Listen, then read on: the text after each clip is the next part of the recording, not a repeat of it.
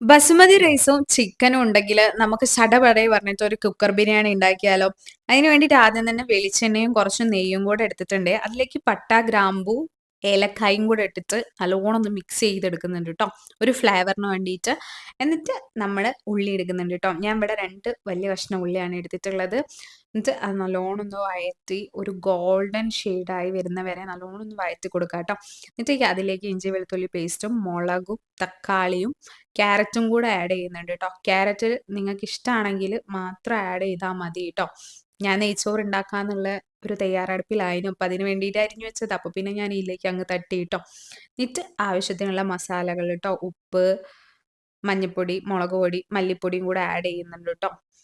അതായത് ഞാൻ ഉപ്പ് ഇവിടെ കുറച്ചേ ഇട്ടിട്ടുള്ളൂ. ഓൾറെഡി ഞാൻ ചിക്കൻ സോക്ക് ചെയ്യാൻ വെച്ചിട്ടുണ്ടായിരുന്നേ. അപ്പൊ ഓൾറെഡി അതിലും മുളകും മഞ്ഞപ്പൊടിയും ഒക്കെ ഇട്ടിട്ടുണ്ട്. അപ്പൊ അതിനും കൂടെ കണക്കാക്കിയാട്ടോ നമ്മൾ മസാല ഇടാൻ പാടുള്ളൂ. എന്നിട്ട് നമ്മള് എത്ര അരി എടുത്തോ ആ ഒരു അളവില് തന്നെ സെയിം അളവിൽ തന്നെ വെള്ളം എടുക്കാട്ടോ. എന്നിട്ട് അത് പാരാ. എന്നിട്ട് അതിലേക്ക് നാരങ്ങ നീരും പിന്നെ മല്ലിച്ചപ്പും പുതിനയും കൂടെ ഇട്ട് കൊടുക്കാട്ടോ. എനിക്കിവിടെ പുതിന ഇല്ലായിരുന്നു. അപ്പൊ ഞാൻ കരിവേപ്പിലയാട്ടോ എടുത്തിട്ടുള്ളത്.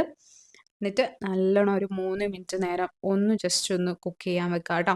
എന്നിട്ട് അതിലേക്ക് നമ്മള് കഴുകി വെച്ചിട്ടുള്ള അരിയും കൂടെ ആഡ് ചെയ്തിട്ട് ഒന്ന് വെള്ളത്തിലേക്ക് നല്ലോണം ഒന്ന് കുതിർന്ന് കിടക്കുന്ന രീതിയിൽ ട്ടോ. വെള്ളത്തിൽ പൊങ്ങി കിടക്കുന്ന രീതിയിലല്ല, താഴ്ന്ന് കിടക്കുന്ന രീതിയിൽ നമ്മൾ സെറ്റ് ചെയ്ത് വെക്കുക. ഒരു 2 മിനിറ്റ് ഒന്ന് അങ്ങനെ തന്നെ വെക്കുക ട്ടോ. ഒന്നൊരു തിളയ്ക്കുന്നേരം നമ്മൾ കുക്കറിന്റെ മൂടി എടുത്തിട്ട് മൂടി വെക്കാട്ടോ. എന്നിട്ട് ഒരൊറ്റ വിസിൽ ട്ടോ. ആ വിസിൽ കഴിഞ്ഞേമ്പാടെ സ്റ്റൗ ഓഫ് ആക്കണം ട്ടോ. പിന്നെ ഒരു 20 മിനിറ്റ് ഒക്കെ കഴിഞ്ഞിട്ട് നമ്മൾ സാവധാനം ഒന്ന് തുറന്ന് നോക്കിയാൽ മതി.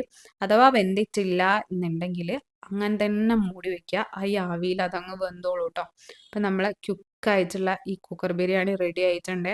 ഹോസ്റ്റലേഴ്സിനൊക്കെ ഉണ്ടാക്കാൻ പറ്റുന്ന ഒരു ഈസി റെസിപ്പിയാണ്. അപ്പൊ ഇന്നേക്ക് ഇത്രയേ ഉള്ളൂ. Love you and by.